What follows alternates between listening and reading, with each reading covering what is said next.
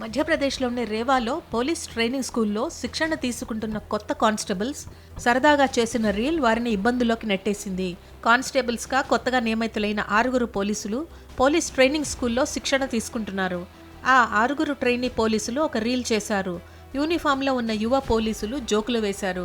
తమకు ప్రభుత్వ ఉద్యోగం లభించడంపై గొప్పలు పోయారు. నేను అందంగా లేకపోతే ఏం, నాకు ప్రభుత్వ ఉద్యోగం ఉంది. నా వద్ద ఎక్కువ డబ్బు లేకపోతే ఏం, నాకు నెలవారీ జీతం వస్తుంది. నాకు ఎక్కువ బట్టలు లేకపోతే ఏం, నాకు యూనిఫామ్ ఉంది అని వారన్నారు. ఇన్స్టాగ్రామ్లో వీరు పోస్ట్ చేసిన రీల్ వైరల్ అయింది.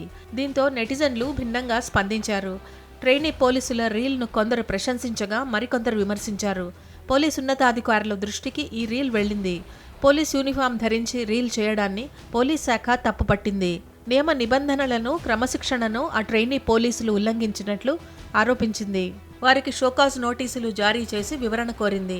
వారి వివరణ ఆధారంగా యాక్షన్ తీసుకుంటామని తెలిపింది. అయితే నెటిజన్లు ఈ చర్యను తప్పుపడుతున్నారు. సరదాగా చేసిన రీల్పై అంత కఠినంగా వ్యవహరించాల్సిన అవసరం ప్రభుత్వానికి లేదంటూ కామెంట్లు పెడుతున్నారు.